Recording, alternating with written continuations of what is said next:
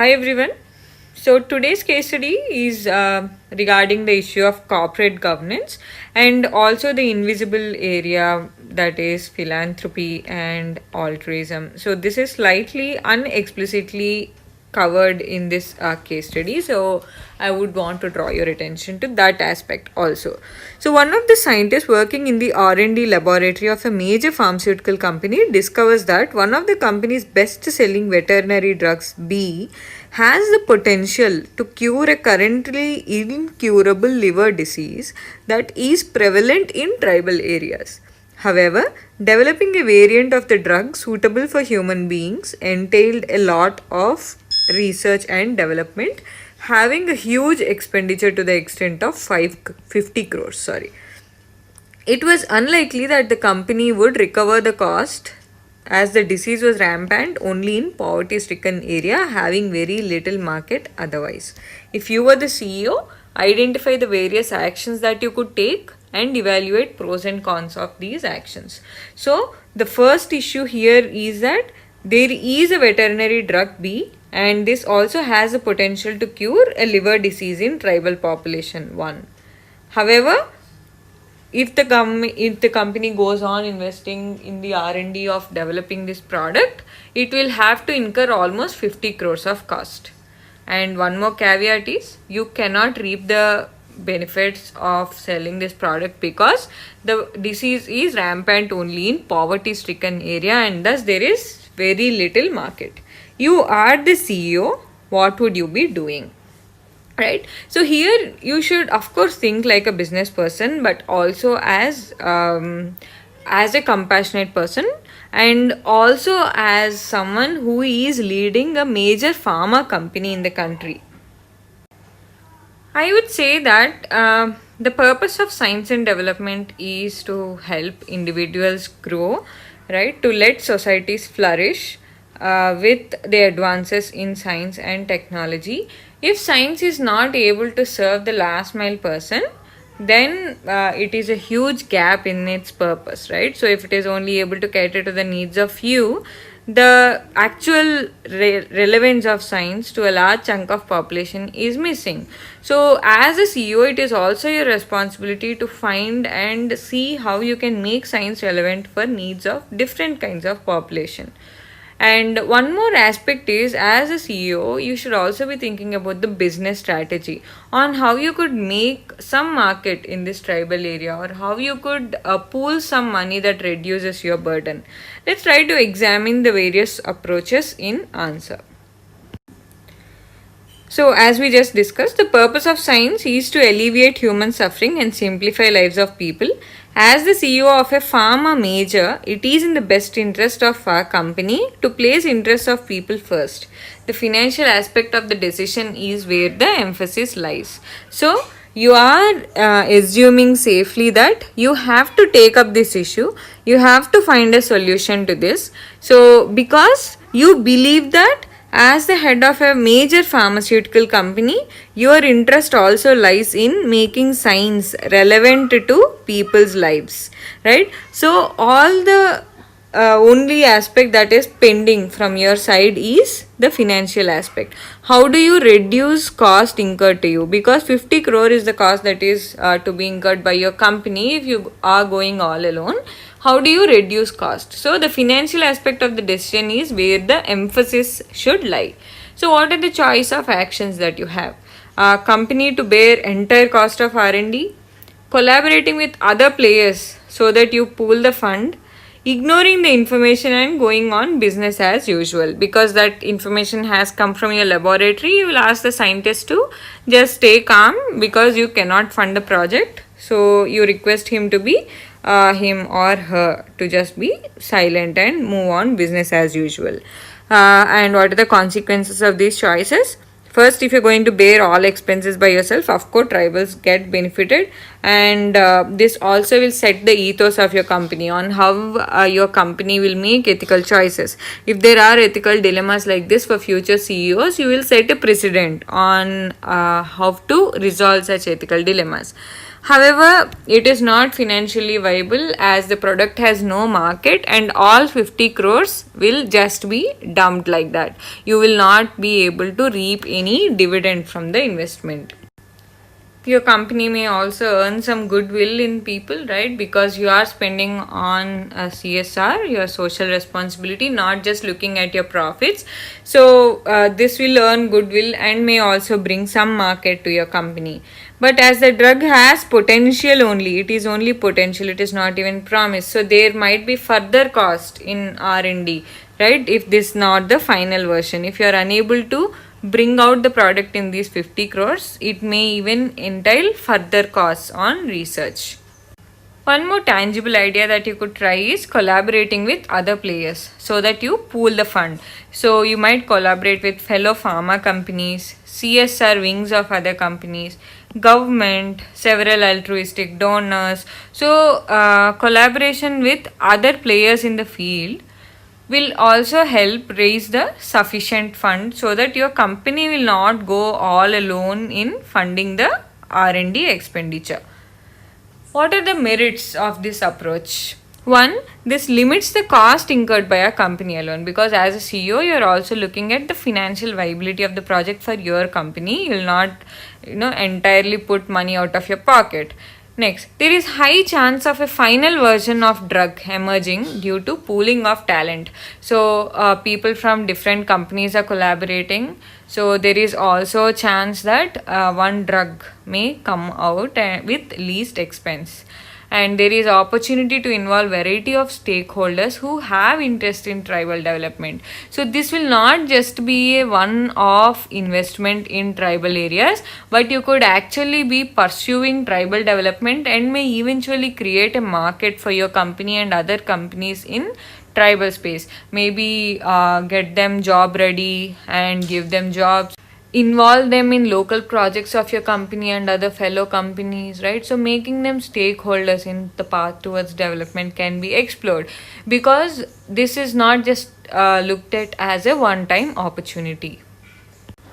Next, this builds an alliance of like-minded people, because you are going on collaboration with fellow companies, with government, with other donors, and also involving tribal people in the entire process. There is an alliance of like-minded people for future opportunities. Let's say tomorrow there is one more drug which has come up and which promises treatment of another rare disease which does not have sufficient market. Again, this alliance can come together because of building of a new procedure. That's what CEOs look at, how they can create new process and procedures that are sustainable institutionally and also financially. Next, what is the demerit of this? There is additional responsibility to your company. So instead, if you just shut your eyes and leave aside from the argument, there is nothing that you need to take care of. But now that you have accepted some responsibility, you might have to commit some funds, some employees to this project.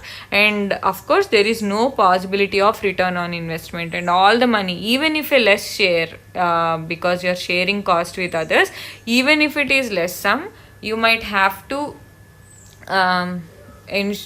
take care and be mindful of the fact that this money might not come back again. And how about ignoring the information? This will save time and money, of course, definitely. And demerit is, as a head of major pharmaceutical company in the country, just ignoring a crucial piece is not just an issue of altruism alone, but also about vision.